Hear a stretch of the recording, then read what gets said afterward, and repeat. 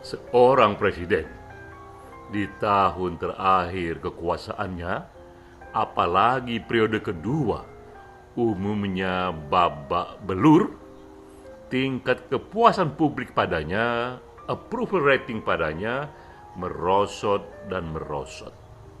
Tapi mengapa dalam kasus Jokowi itu tidak terjadi? Tingkat kepuasan publik padanya di tahun terakhir kekuasaannya masih sangatlah tinggi. Kita mulai dengan data. Ini survei LSI Denny JA dari bulan Mei hingga Agustus, setiap bulan tracking survei tahun 2023. Tingkat kepuasan publik padanya, approval rating publik kepada Jokowi berkisar dari 76,2% hingga 80%. Ini rating yang sangatlah tinggi, yang sangatlah mencengangkan. Mengapa bisa demikian? Apa yang membuat Jokowi tetap populer, tetap membuat rakyatnya puas? Tentu ini adalah impresi dari rakyat banyak, kombinasi dari apa yang ia lihat antara kinerja Jokowi dan personality. Kinerja dan personality. Dalam kinerja, publik luas merasakan sendiri manfaat dari misalnya BPJS, bagaimana kesehatan mereka begitu dijamin dengan harga yang terjangkau bahkan gratis untuk kesehatan, juga untuk pendidikan, juga untuk bantuan sosial, terutama ketika COVID kemarin.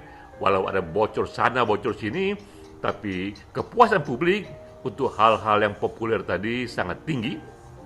Tentu saja tetap ada yang kritis kepada Jokowi, terutama dari kalangan terpelajar. Namun kalangan terpelajar di Indonesia ini jumlahnya kurang dari 10%. Hal lain yang mencolok dari Jokowi adalah personalitinya.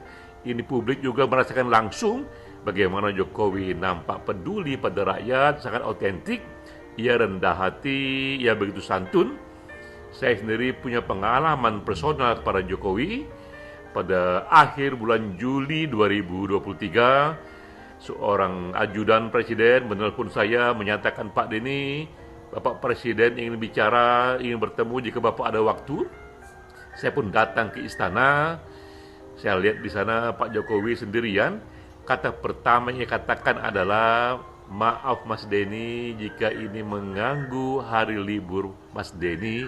Wah, saya katakan, "Tidak Pak Presiden, ini justru kehormatan dipanggil seorang presiden." Kami pun bicara empat mata, 30 sampai 45 menit.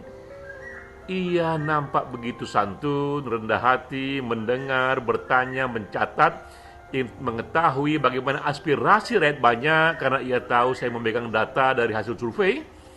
Terkesan oleh saya ini otentik, memang ia seorang rendah hati, ia seorang yang sangat santun, itu pula yang menambah nilainya. Semoga Pak Jokowi terus demikian dan berakhir dengan happy ending, berbeda dengan presiden-presiden Indonesia sebelumnya yang tidak berakhir dengan happy ending, yang berakhir dengan kisah sedih. Demikianlah ekspresi data bersama saya, Denny JA.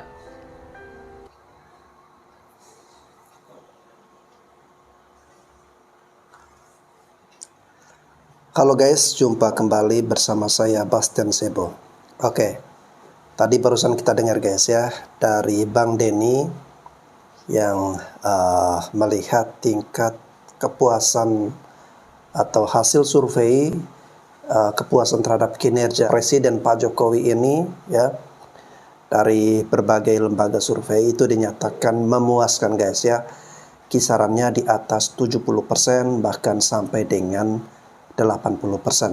Kenapa Presiden Jokowi bisa mendapatkan tingkat kepuasan publik yang sangat tinggi dari berbagai lembaga survei? Tentu ini punya satu alasan yang sangat kuat guys ya, yakni Pak Jokowi adalah presiden yang sangat merakyat.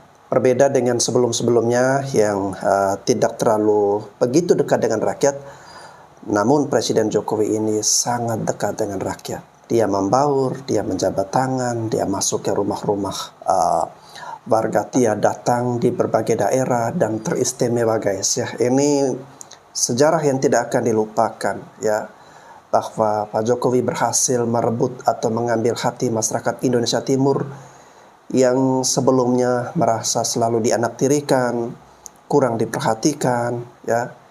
Akan tetapi di masa pemerintahan Pak Jokowi, Indonesia Timur mendapatkan perhatian yang luar biasa, sehingga kita merasa bahwa Pak Jokowi ini memperlakukan dari Sabang sampai Merauke itu benar-benar setara, adil, dan merata, guys, ya. Dan bukti lain yang mendukung pernyataan saya ini adalah dengan keberanian yang begitu besar dari Pak Jokowi untuk memindahkan ibu kota negara dari Pulau Jawa dipindahkan ke Kalimantan Timur yang saat ini tengah dibangun atau sedang dikerjakan, yakni IKN Nusantara, ya.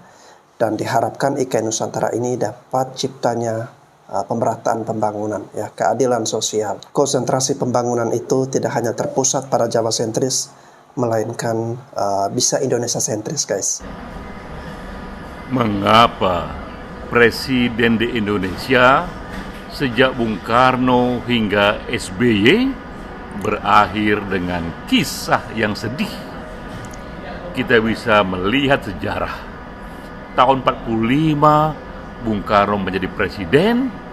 Ia dielu-elukan sebagai proklamator dan pahlawan rakyat Indonesia. Namun sejak tahun 65, 66, kemudian para mahasiswa yang memujanya berbalik menjatuhkannya.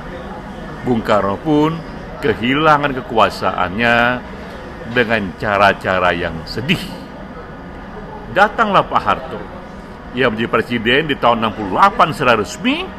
Ia dipuja sebagai Bapak Pembangunan Nasional. Namun tahun 98 kembali rakyat menjatuhkannya dan ia berakhir dengan kisah yang sedih. Kemudian datanglah Habibie.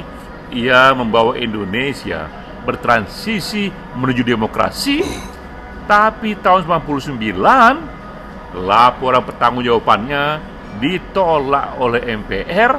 Habibie pun berujung pada kisah yang sedih. Kemudian Gus Dur dipilih menjadi presiden Indonesia dari kalangan budayawan, dari kalangan pemikir. Tapi tak lama kemudian tahun 2001 Gus Dur pun dimakzulkan oleh MPR. Megawati tampil sebagai presiden wanita pertama di Indonesia. Itu terjadi di tahun 2001. Tapi di tahun 2004 kita lihat PDIP, partai yang dipimpinnya, merosot perolehannya pada pemilu sebelumnya. Itu di tahun 1999, Partai Megawati mendapatkan perolehan tinggi sekali, 33,7%. Tapi tahun 2004 merosot hampir separuhnya. Kemudian datang pula SBY, ia presiden pertama yang dipilih secara langsung. Ia pun juga dipuja dan dipuji. Tapi di tahun 2014 partainya Partai Demokrat juga merosot hampir separuh. Dulu itu dipilih oleh 20,85% sebagai partai pemenang pemilu, tapi 2014 merosot tinggal 10,19%. Banyak pula kemudian pengurus teras Partai Demokrat yang masuk penjara karena korupsi. Mengapa mereka berujung sedih? Ini perlu riset yang mendalam. Tapi akankah Jokowi membawa tradisi yang berbeda? Karena kini Jokowi berdasarkan survei LSI sangatlah populer. Tingkat approval ratingnya, orang menyetujui, orang puas padanya di atas 78%. Semoga Jokowi berbeda, membawa tradisi yang baru, tradisi presiden yang tidak berujung secara sedih. Amin. Demikianlah ekspresi data bersama saya, Denny J.A. Oke.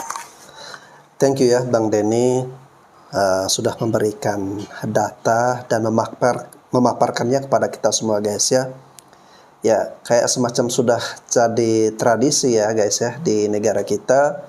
setiap ada pergantian presiden ya, itu ada tradisi-tradisi seperti tadi ya, selalu berakhir dengan kesedihan ya, dari mulai presiden pertama kita Bung Karno sampai dengan presiden SBY ya. Itu selalu berakhir dengan kisah-kisah sedih ya, kisah-kisah pilu. Nah, sekarang guys ya, Pak Jokowi ini mau detik-detik terakhir nih. Yang kita harapkan semoga tradisi berakhir masa jabatan presiden dengan kisah-kisah kesedihan itu cukup ya, batasnya cuma sampai pada presiden SBY ya. Semoga kedepannya ya, dari presiden Jokowi seterusnya dan seterusnya berakhir dengan happy ending, berakhir dengan kebahagiaan, berakhir dengan kepuasan, dan berakhir dengan sukacita. Memang susah jadi pendukungnya Pak Jokowi itu. Banyak rintangan dan juga banyak fitnahan dan juga caci makian. Saya ini loh, kalau ngomong apa adanya, ngomong kebenaran, itu aja loh masih dikomplain. Dan juga saya itu dibilang katanya anaknya PKI. Dan juga saya dituduh sebagai anaknya komunis. Dan juga saya ini dituduh katanya membelah anak bangsa. Padahal saya ini kalau ngomong apa adanya loh, ngomong kebenaran loh. Nyoba kalau pendukungnya Anies Baswedan, kayak yang mengatakan Rocky Gerung itu adalah Rasul utusan Allah. Dan juga Anies Baswedan itu adalah Imam Mahdi. Dan juga mendapatkan dompet dari surga. Padahal itu penistaan agama loh. Itu loh dibiarkan saja, nggak ada yang komplain.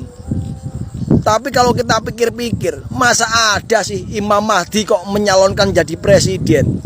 Itu nggak ada yang komplain, dibiarkan begitu saja. Nyoba pendukungnya Pak Jokowi ngomong salah sedikit aja sudah dicaci maki. Memang susah kok jadi pendukungnya Pak Jokowi itu. Banyak rintangan, banyak halangan, banyak caci makian dan fitnahan. Kebebasan apa yang masih kurang? Orang memaki-maki presiden, orang menghina presiden, orang mengejek presiden, orang mencemooh presiden juga tiap hari kita dengar. Bisa dibaca tiap hari. Orang mendungu-dungukan presiden juga kita tiap hari kita dengar, kita lihat. Biasa aja, mau seperti apa lagi sebetulnya yang kita inginkan. Demokrasi yang sangat liberal sekali menurut saya kita ini, meskipun kita ini orang timur yang penuh dengan kesantunan, yang penuh dengan etika dan tata krama yang baik, tapi sekarang ini kita sudah menurut saya sudah sangat liberal sekali. Apa Pak Karni nggak melihat? Ya, saya perlu dapat dari Bapak sendiri. Ya, tapi kalau sudah masuk ke misalnya menghina orang, kemudian orangnya itu marah dan melaporkan kepada polisi, lah itu sudah wilayah yang lain. Wilayah hukum itu yang. Oke guys, memang kita harus akui bahwa di zaman pemerintahan Pak Jokowi ini ya, itu kadang-kadang kita melihat orang sudah tidak mampu membedakan ya, ketika dia melontarkan pernyataan, dia menyamaratakan bahwa itu semua adalah kritik, padahal yang kita dengar adalah itu bukan kritik ya, itu sudah penghinaan ya, seperti merendahkan, melecehkan kepribadiannya, keluarganya, fisiknya ya. Kita lihat di media sosial ya, orang-orang begitu bebas mengkritik pemerintah, mengeluarkan kalimat semaunya, seenaknya ya. Tetapi biasa aja guys ya. Itu memang luar biasa sekali demokrasi yang ada di negara kita. Dan Pak Jokowi memaklumi itu sebagai salah satu bentuk kebebasan berekspresi guys ya. Walaupun kadang-kadang kebebasan berekspresi ini kebablasan. Mila, kita nggak butuh hal itu. Kita butuh pemimpin yang bisa ngomong. Gimana Mungkin orang yang banyak bicara tapi tak bisa kerja, itu yang dicari wong sing pinter ngomong ya. Mungkin. Dan mungkin juga mahasiswa seperti Anda itu adalah salah satu orang sing iso teori tapi nggak iso praktek. Mungkin ya. Tapi kalau orang-orang kecil seperti kita, para pekerja kasaran, para kuli, para buruh bangunan, para petani. Yang dibutuhkan itu praktek kerjone, bukan hanya teori tok. Teori nomor 17 yang penting kerjone dhisik, bro, ya. Mungkin ini dari pengalaman tok ini, bukan dari sebuah bayangan ekspektasi ke sana, bro, ya. IKN Nusantara memang proyek ngelindur seperti kata Rizal Ramli. Assalamualaikum warahmatullahi wabarakatuh. Terkhusus buat Mbah Amin Rais yang sudah mulai menua. Kebencianmu terhadap presidenmu mengalahkan akal sehatmu. Ingat, Mbah, sampean itu sudah menua. Yang husnudon terhadap Pak Jokowi. Kalau sampean membandingkan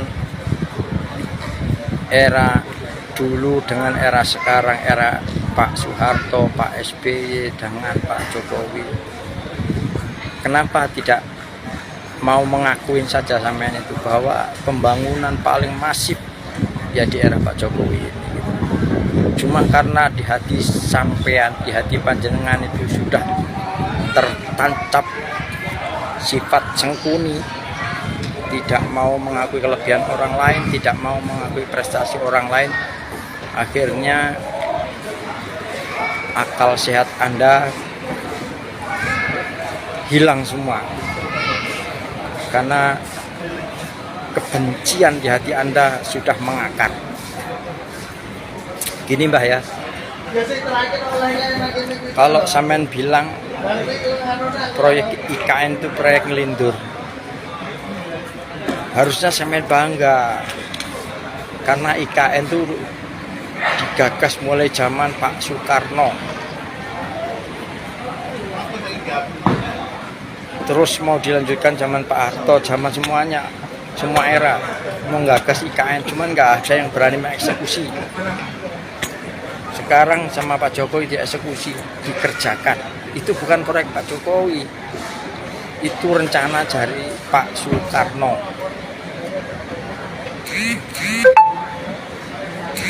Sampean itu sudah sepuh, Mbah. Sampean terlalu memusuhi Pak Jokowi, tahulah sampean nanti akibatnya. Satu persatu orang yang memusuhi Pak Jokowi sudah lenyap, Mbah. Gak perlu kusebutkan namanya, malu nanti. Cepat tobat dan minta maaf sama Pak Jokowi sampean dia, sudah sepuh sampean. Jadi suudzon terhadap semua orang, terhadap pemimpin Indonesia itu hilangkan. Kalau nggak seneng ya sudah, tapi jangan kayak gitu. Pernah juga sampean nadar, kalau Pak Jokowi menang, saya akan berjalan kaki dari Jogja ke Jakarta. Itu aja belum sampean laksanakan. Jadi yang plan itu siapa? Pak Jokowi apa sampean? Sudahlah, sudah sepuh. Saatnya tobat, saatnya insaf ya. Salam maras, salam ya mati. Assalamualaikum warahmatullahi wabarakatuh. Yang mulia, saya senang banyak teman-teman. Saya, atas nama pribadi, Yosi Syarif, pendapat saya secara pribadi bahwa saya tidak setuju dengan IKN ini dibangun menggunakan dana investasi. Kenapa seperti itu? Yang pertama ya, pendapat saya, opini pribadi saya pertama, kalau bicara ini dibangun dari APBN, mungkin masih mungkin untuk kita. Tapi kalau ini bicara dari investasi, yang pertama, itu investasi tidak mudah loh dan tidak murah biayanya. Itu puluhan triliun akan dikecorkan daripada si investor untuk membangun IKN. Sudah pasti ini tidak akan masuk pajaknya ke Indonesia. Yang pertama. Yang kedua, secara ekonomi, ini perputarannya tidak akan ada di Indonesia, tapi akan dibawa keluar. Perputarannya akan dibawa keluar. Karena pekerja investasi itu pasti akan menanamkan investasi dengan beberapa persyaratan. Yang pertama, produk barang itu pasti harus menggunakan barang-barang dari luar negeri atau daripada investornya. Yang kedua, tenaga kerja pun pasti lebih banyak memakai tenaga kerja asing. Di sini ekonomi tidak akan mungkin berputar di Indonesia. Berangkat dari ekonomi kita bicara lagi, kalau terjadinya investasi itu dari negeri Cina ataupun dari negara manapun yang menanamkan investasi, kedua adalah akan berbicara tentang kedaulatan negara. kedaulatan negara akan terombang-ambing dengan masuknya investor asing. Yang ketiga, bicara pertahanan negara. Apakah kita yakin dengan keluar masuk yang sangat bebas oleh para investor ini, kedaulatan atau pertahanan negara kita akan aman saja atau baik-baik saja? Yang ketiga, akan berbicara tentang kebudayaan. Ada wacana ataupun isu bahwa IKN ini akan dibebaskan untuk warga Singapura keluar masuk ataupun tinggal di sana. Pada saat budaya dari negeri luar masuk, maka perlahan-lahan budaya Kalimantan yang tadinya sangat luar biasa akan tergerus secara perlahan. Kali ini saya sepakat dengan Rocky Gerung, mengapa beliau selalu menggaungkan berkali-kali untuk menolak IKN ini ada investor luar. Karena banyak hal yang kita bicara, buktinya Jakarta hari ini, warga asli Betawi mulai terpinggirkan dari ibu kota. Dan akhirnya mereka menempati pinggiran kota. Kita boleh lihat di Indonesia ada Bali. Bali begitu kuat dengan sosoknya dan dengan budayanya karena mereka tidak pernah mau tanah mereka dijual dalam bentuk apapun itu. Oke, mungkin sekarang menurut pemerintah ini investor dan hanya biasa-biasa saja, tapi ini puluhan triliun. Perlahan budaya kita, kedaulatan kita, dan yang terlebih pertahanan negara kita bisa saja menjadi gentar karena adanya investor-investor asing di sana. Untuk itu buat pemerintah sekali lagi mari berpikir, apakah dengan investasi pembangunan IKN ini apakah benar akan mensejahterakan rakyat? Apakah pemerintah menjamin bahwa tenaga kerja yang di sana apakah lebih banyak tenaga kerja nasional bukan tenaga kerja asing? Tolong ini diprioritaskan karena yang menjadi getir atau menjadi keharusan kewajiban hari ini bukan permasalahan pembangunan. Masyarakat masih menangis. Gak usah sibuklah dengan pembangunan ini, pembangunan itu. Sedangkan masyarakat ekonominya masih menjerit. Banyak petani yang berteriak dengan harga pupuk. Banyak petani yang toh kartu-kartu tani saja tidak diperuntukkan bagi mereka yang benar-benar membutuhkan. Kartu bantuan langsung tunai saja banyak hal yang digesek ternyata nominalnya kosong atau nihil. Saya rasa tolonglah gak usah banyak kartu, bangun banyak pembangunan, tapi prioritaskanlah warga ekonomi bagian bawah. Mereka hanya butuh makan, mereka hanya butuh kerja. Mereka tidak lagi mau menganggur. Tolong ini diprioritaskan, jangan sampai menutup mata daripada ekonomi rakyat tapi sibuk membangun investasi yang tidak jelas. Oke, untuk video ini nggak ada yang stitch guys ya, saya yang akan stitch langsung dan menjawab ya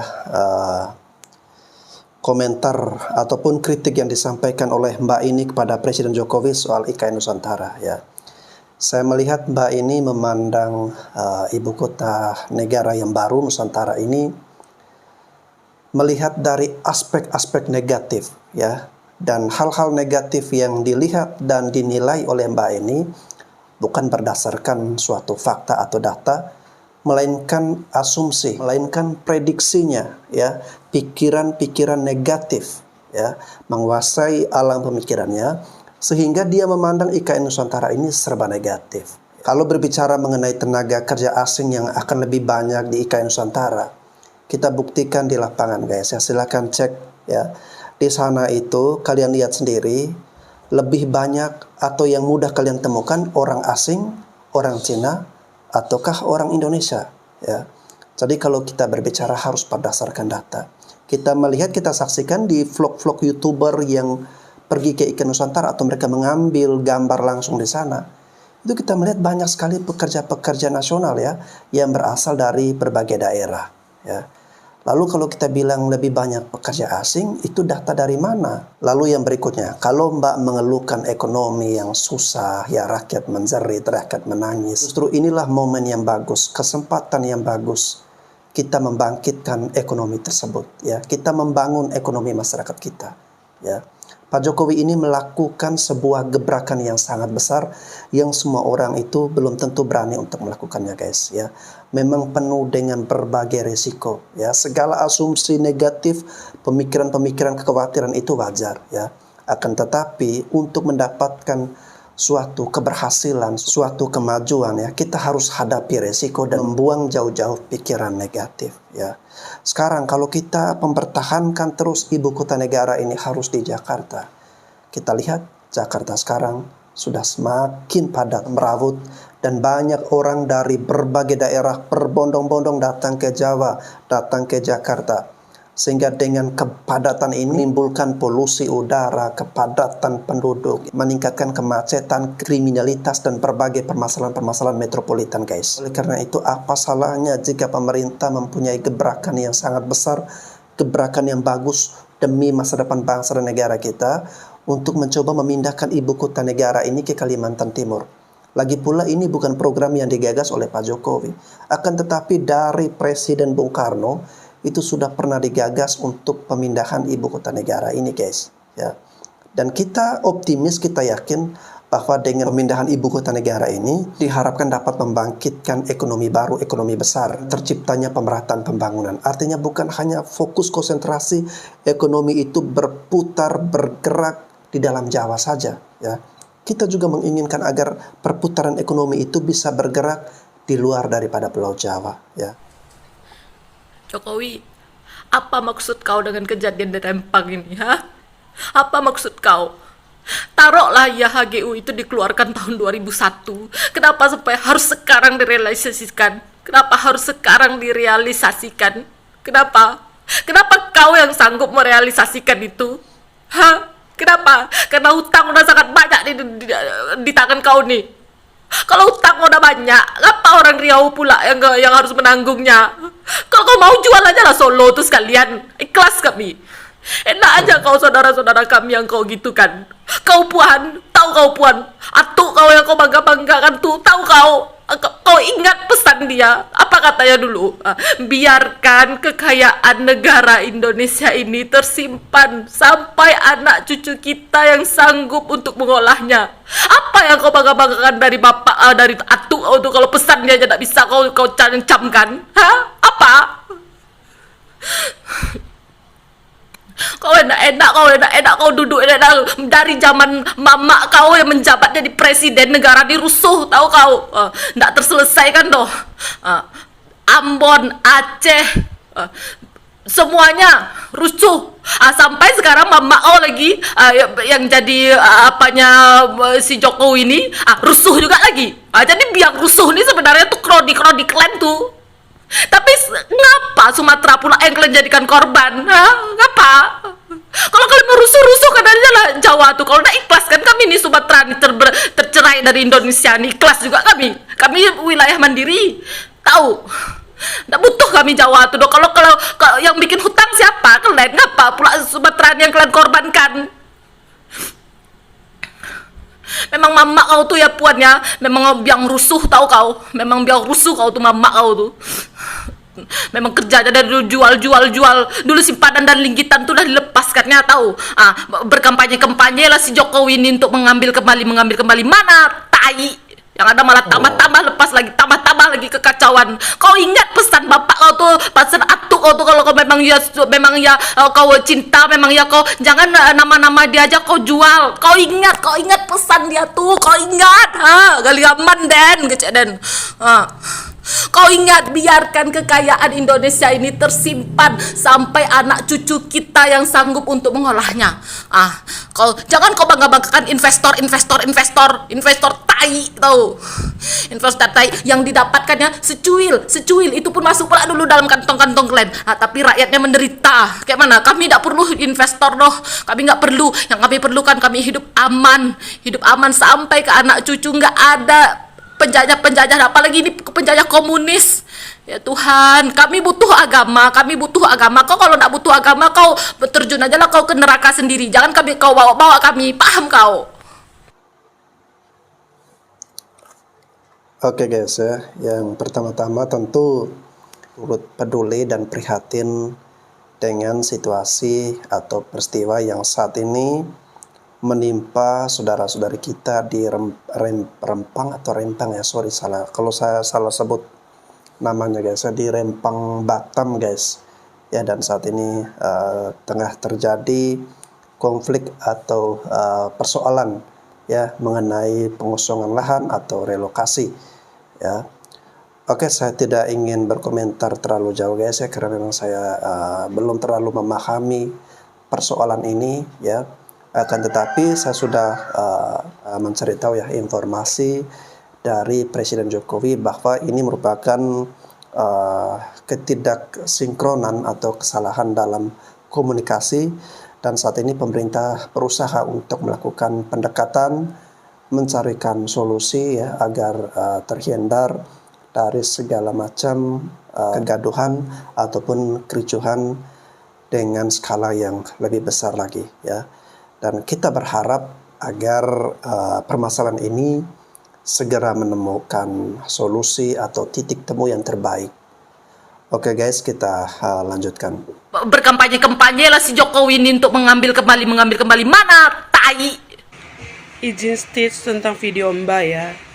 Menurut saya, sebenci apapun kita, nggak suka kita sama orang, tapi kita harus tahu pandang orang yang lebih tua dari kita, bukan dengan sebutan nama. Mbak seenak banget ya, Pak Jokowi, kampanye tai. Kamu seumuran sama Pak Jokowi, kamu seumuran ya Mbak. Siapa yang nggak sopan kayak gitu, songong banget ya. Mudah-mudahan kemarahan Mbak ini memang benar murni dari hati, mewakili rakyat di sana, bukan karena lagi rame politik mau pemilihan presiden. Kalau nggak terima ya lewat jalur hukum Mbak, proses aja, gugat balik, itu kan lebih baik. Jangan sampai nggak sopan, songong lu. Oke, dari ibu pemilik dapur Yamolo guys ya. Artinya jika kita punya kekecewaan ataupun kita merasa bahwa kebijakan pemerintah ini tidak berpihak atau salah ya hendaknya kita menyampaikan kritik ya, apalagi lewat media sosial. Hindari penggunaan diksi-diksi yang justru malah merendahkan atau melecehkan nama baik daripada Presiden Jokowi. Segala sesuatu itu bisa disampaikan dengan cara-cara yang baik, cara-cara yang lebih beradab ya. Assalamualaikum warahmatullahi wabarakatuh. Salam sejahtera buat kita semua. Jadi saya ingin menyampaikan sedikit pernyataan ya, bukan pertanyaan, buat saudara saya Taba Iskandar yang akhir-akhir ini terlalu banyak memberikan statement yang memanas-manasi situasi yang berkembang bagi saudara-saudara kita yang ada di Rempang Galang. Saya adalah aktivis yang tadinya sudah ingin mau mengundurkan diri karena usia sudah semakin uzur, namun ketika ini menyangkut kemanusiaan, maka jiwa manusia saya itu terpanggil, tapi bukan untuk situasi yang membuat situasi menjadi semakin runyam. Tapi mari kita sama-sama seluruhnya, khususnya warga Batam, mari kita membuat statement-statement yang menyejukkan dan menjadi edukasi yang baik bagi seluruh masyarakat dan juga kepada pihak penegak hukum dan pemerintah yang ada saat ini, bahwa apa yang disampaikan saudara Taba Iskandar itu selalu membuat statement yang ugal-ugalan, seakan-akan bahwa dia yang paling benar, atau membuat pernyataan, melemparkan narasi bahwa dia tidak bertanggung jawab kepada situasi Rempang dan Galang. Nah, saya punya dokumen di situ. Taba Iskandar sebagai sebagai Ketua DPRD Kota Batam tahun 2024 menjadi saksi dalam penandatanganan akta notaris antara pihak pertama BP Batam, saat itu Otorita Batam, pihak kedua adalah Pemko Batam. Pihak pertama ditandatangani oleh Benyamin Baluh dan pihak kedua ditandatangani oleh Wali Kota Batam saat itu Nyak Kadir. Sebagai saksi adalah Ketua DPRD dan lain-lain, dan juga ada dari PT Max sebagai pihak ketiga. Saudara Taba Iskandar, stoplah untuk memberikan narasi-narasi yang seakan-akan apa yang saudara sampaikan itu harus menjadi pijakan bagi masyarakat dan orang-orang lain untuk terpengaruh dengan statement Anda. Mohon maaf ya saudara Taba Iskandar, sebaiknya koreksi diri itu lebih penting daripada mengoreksi orang lain. Sebaik-baik manusia adalah manusia yang bermanfaat bagi orang lain.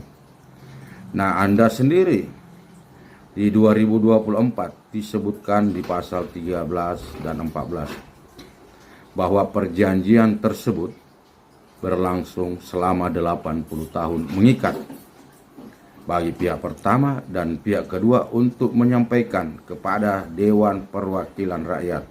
Nah, saat itu Anda sebagai ketua DPRD Kota Batam, apakah Anda sudah melakukan pekerjaan sosialisasi itu di pasal 14 yang mengikat itu selama 80 tahun? Saudara Taba, apakah Anda mengerjakan sosialisasi itu sejak 2004 hingga saat ini? Itu masih mengikat kepada diri Anda, walaupun Anda lagi tidak menjadi anggota ketua DPRD Kota Batam, tapi Anda diikat.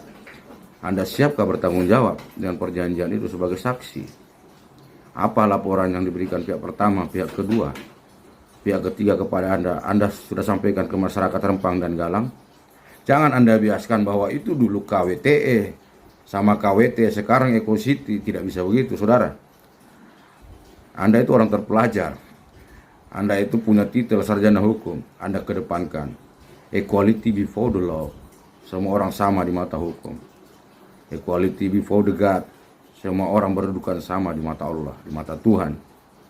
Jadi Anda jangan selalu membuat ugal-ugalan untuk menyampaikan narasi-narasi yang memanas-manasi masyarakat Batam. Coba Anda menjadi orang pendengar, menjadi orang penyejuk. Anda tampil dong di depan. Saya yang menjadi saksi pertanggungjawaban perjanjian di Akta Notaris Irmaningsi tahun 2004, nomor 65. Anda siap dong bertanggung jawab. Jangan asik menyari-nyari kesalahan orang, Anda tumpahkan ke medsos, dan itu akan membuat orang lain yang tidak sepaham atau orang yang sudah terbakar amarahnya karena gara-gara ini jadi terpancing. Anda seorang wakil rakyat, tampillah sebagai fungsi pengawas saat itu. Sampaikan apa yang telah disampaikan pihak pertama, pihak kedua. Benarkah ada sosialisasi saat itu? Berapa dana PT MEK jika ada dana digelontorkan untuk sosialisasi? Berapa banyak dana digelontorkan? Misalkan kalau ada. Terus apa hasilnya? Pertanggungjawabannya? Laporan kepada masyarakat. Itu yang kami tunggu buat saudara Taba Iskandar. Mohon maaf, saya harus menyangga ini. Saya tidak perlu memberikan satu pertanyaan, tapi saya memberikan pernyataan bahwa narasi-narasi yang selama ini berkembang, yang saya lihat di medsos, yang Anda buat, itu terlalu membuat situasi memanas. Coba Anda tampil dengan menyejukkan masyarakat, menyejukkan semua pihak. Itu alangkah lebih baik. Karena ini hari Jumat, saya sampaikan sebaik-baik manusia adalah manusia yang berguna bagi orang lain. Sekian demikian. Wassalamualaikum warahmatullahi wabarakatuh. Salam sejahtera buat kita semua. Salam, tetap semangat. Saya sebagai aktivis dan juga sebagai founder tim R yang bergerak di bidang sosial kemanusiaan, dan tujuan kami adalah memanusiakan manusia. Apa yang terjadi di Rempang dan Galang itu adalah saudara-saudara kita yang ingin juga dibantu memberikan jalan solusi yang terbaik. Bukan kita memanas-manasi yang di bawah, memanas-manasi sebelah kiri dan sebelah kanan. Apalagi menggiring masalah ini kepada provokator yang ada, dan juga orang yang kita hormati saat ini, mohon maaf, yang tadinya harus memberikan edukasi malah juga balik mendukung gerakan-gerakan yang anarkis. Semoga ini tetap berjalan dengan baik, berakhir antara masyarakat dan pemerintah, dan juga kita yang ada di luar daripada Rempang dan Galang. Insya Allah kami selalu mendoakan kalian. Kalian adalah saudara-saudara kita, demi Allah. Semua adalah saudara-saudara kita. Baik beda agama, beda suku, tetap adalah menjadi saudara sebangsa dan setanah air yang tetap menjunjung tinggi penegakan hukum. Equality before the law. Semua orang berkedudukan sama di mata hukum. Mari kita menempatkan kata dan kalimat kita yang benar, dan kita tampilkan ke medsos, dan orang bisa membaca itu dengan baik dan bisa menjadi penunjuk hati-hati mereka yang baik, sehingga mereka juga akan menyampaikan itu kepada orang lain, kepada saudara-saudaranya dengan kalimat kata yang baik. Saya sudahi dulu sahabatku semua. Selamat siang. Semoga hari Jumat ini menjadi Jumat barokah. Semoga kita saling menolong, saling membantu dalam situasi, dalam keadaan apapun. Kalau ada perkataan saya yang kasar atau melukai hati, saya mohon maaf lahir dan batin. Karena manusia adalah tempat kesalahan, kesempurnaan hanya milik Allah Subhanahu wa taala. Saya kira demikian. Tetap semangat saudara-saudaraku. Batam kita harus wujudkan sebagai kota yang besar, kota yang aman, kondusif. Karena selama berdiri otorita Batam, baru inilah Batam ingin melepaskan diri dari cengkraman Singapura yang menguasai Selat Melaka. Semoga menambah ilmu dan wawasan kita, karena ilmu dan wawasan itu adalah sebuah perjalanan hidup menuju kepada takdir kita masing-masing. Terima kasih. Wassalamualaikum warahmatullahi wabarakatuh. Oke guys ya, Bapak ini sudah memberikan penjelasan, memberikan nasihat ya kepada pihak-pihak terkait di Rempang atau di Batam ya, untuk tampil sebagai orang yang bisa membawa kesejukan ya, bukan sebagai provokator. Dan kita harapkan semoga ada solusi yang terbaik ya untuk saudara-saudari kita di Rempang Batam ini guys. Oke guys, kembali pada komentar saya di awal video tadi ya, soal tingkat kepuasan publik terhadap Presiden Jokowi ini. Kita harapkan agar tradisi di mana presiden-presiden sebelumnya ketika akan berakhir masa jabatannya itu selalu berakhir dengan kisah-kisah atau cerita-cerita pilu ya, kisah-kisah sedih. Kita harapkan Pak Jokowi ini dapat memutuskan rantai tradisi tersebut guys ya. Artinya menciptakan tradisi yang baru. Setiap berakhirnya masa kepemimpinan Pak Jokowi itu berakhir dengan happy ending ya. Dan kita harapkan presiden-presiden berikutnya juga seperti itu, meneruskan, bisa melanjutkan semua kinerja program-program dari Pak Jokowi, terutama ibu kota yang baru, ibu kota Nusantara, yang menjadi tonggak sejarah baru guys ya, yang menjadi harapan bagi masa depan Indonesia yang lebih baik lagi, masa depan Indonesia yang lebih maju, masa depan Indonesia yang lebih hebat dan luar biasa. Oke teman-teman, terima kasih sudah menyaksikan video ini. Sampai jumpa lagi di konten-konten selanjutnya.